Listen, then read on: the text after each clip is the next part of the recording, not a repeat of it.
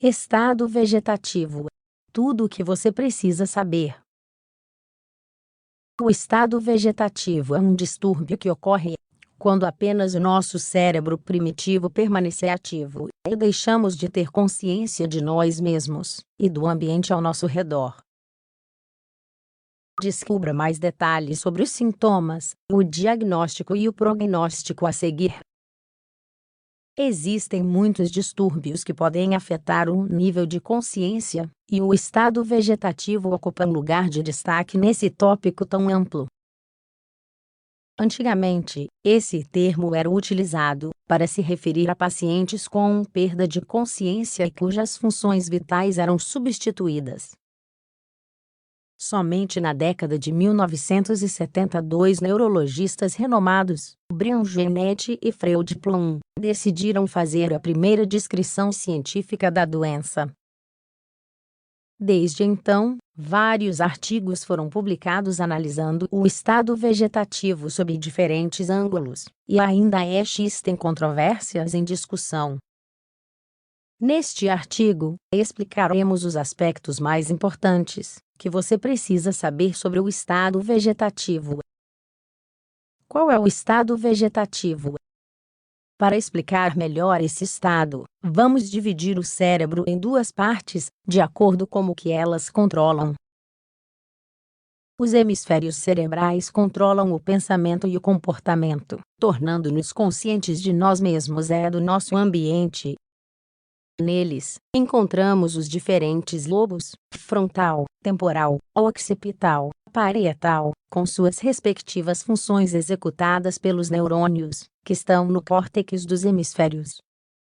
O diencéfalo, composto pelo tálamo e hipotálamo, e o tronco cerebral controlam as funções vitais.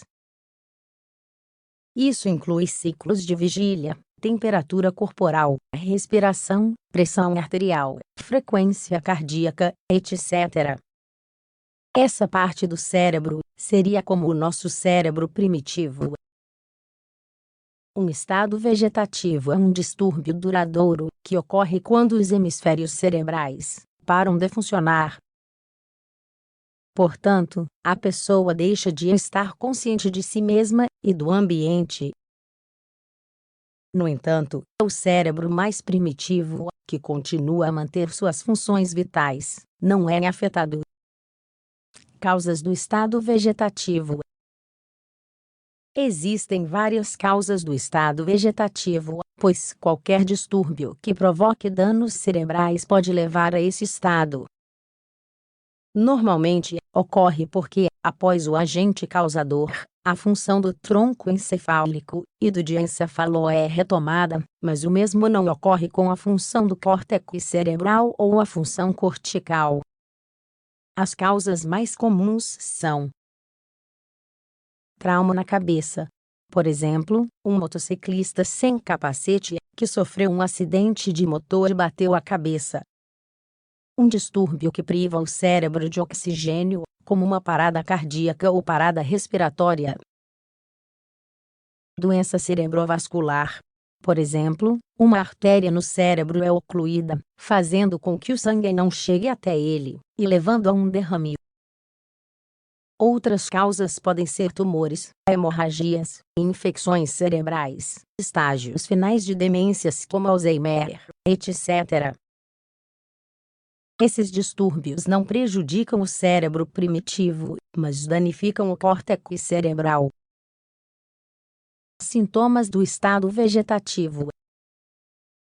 As pessoas em estado vegetativo podem fazer algumas coisas que nos fazem pensar que elas podem estar conscientes, como abrir os olhos. O paciente pode alternar os tempos de sono com os olhos fechados, com períodos em que os olhos são mantidos abertos. Eles podem respirar, sugar, mastigar, tossir, engasgar, engolir, emitir sons, etc. Eles podem até mesmo reagir a estímulos fortes, como barulhos, e às vezes parecem sorrir ou franzir a testa. No entanto, essas reações são realizadas pelo cérebro primitivo sem qualquer consciência. Elas são o resultado de reflexos involuntários básicos, que todos os seres humanos têm. Como podemos saber que os pacientes não estão conscientes?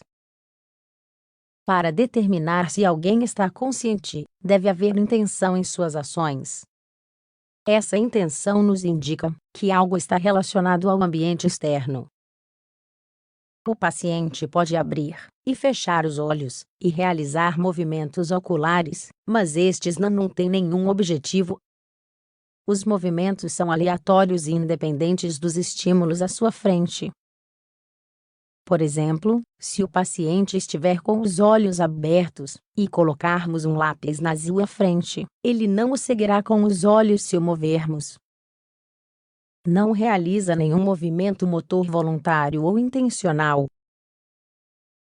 Se ele faz um gesto ou levanta um membro, é porque ele reage a estímulos intensos que nós lhe damos.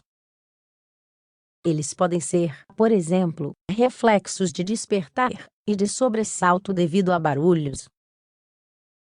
O restante dos movimentos serão reflexos primitivos, como sucção, mastigação, deglutição, etc. Não consegue falar, não pronuncia uma palavra sequer. Se emitir algum som, será um tipo de grunhido ou outro ruído primitivo. Se receber uma ordem verbal ou escrita, não a obedecerá, não reagirá a ela. Apresenta incontinência urinária e fecal. Portanto, vemos que o paciente não está ciente de nada, mas seu coração e pulmões continuam funcionando. Ou seja, ele pode manter sua pressão arterial e funções cardiorrespiratórias. Diagnóstico. O diagnóstico é baseado na avaliação dos sintomas pelo médico. Embora o paciente apresente toda a clínica de um estado vegetativo, é necessário observá-lo por um período de tempo para confirmar esse estado. Caso contrário, certos sinais de consciência podem ser negligenciados. Testes de imagem podem ser feitos para descobrir qual parte do cérebro foi afetada e ela poderá ser tratada. Para verificar se existe algum tipo de consciência, testes como ressonância magnética funcional ou eletroencefalogramas são usados para medir a atividade cerebral. Infelizmente, esses testes não conseguem detectar a quantidade de consciência que os pacientes têm, apenas detectam se existe uma consciência que não pode ser determinada a olho nu. Esses resultados podem afetar as decisões sobre cuidados de longo prazo e a possibilidade ou não de recuperação. Prognóstico do estado vegetativo. Geralmente, após mais de um mês, o quadro é considerado um estado vegetativo persistente. No entanto, foi observado que a causa do estado vegetativo, sua duração e a idade do paciente são os fatores que podem alterar o prognóstico. Alguma recuperação pode ocorrer, embora o quadro tenha sido considerado permanente, mas sempre será mínima com grandes consequências residuais e uma baixa qualidade de vida. Tratamento do estado vegetativo. Pessoas em estado vegetativo precisam de cuidados abrangentes. Acima de tudo, devemos fornecer as seguintes medidas. Medidas preventivas para problemas devido à imobilização. Úlceras ou contraturas podem ocorrer nas áreas onde estão apoiadas. Além disso, o sangue fica estagnado nas veias, causando trombos ou coágulos sanguíneos. Para evitar isso, o paciente deve ser movido passivamente. Boa nutrição. Através de tubos que vão da boca, nariz ao esôfago, ou diretamente ao estômago. Os nutrientes também podem ser administrados por via intravenosa. Boa limpeza dos tubos e do paciente para evitar infecções. A possibilidade de não recuperação. Nesses pacientes, a recuperação é improvável. Médicos, familiares e algumas vezes, o comitê de ética do hospital devem discutir como o paciente será tratado Os desejos do paciente sobre esses tratamentos devem ser considerados se forem conhecidos ou escritos em testamento.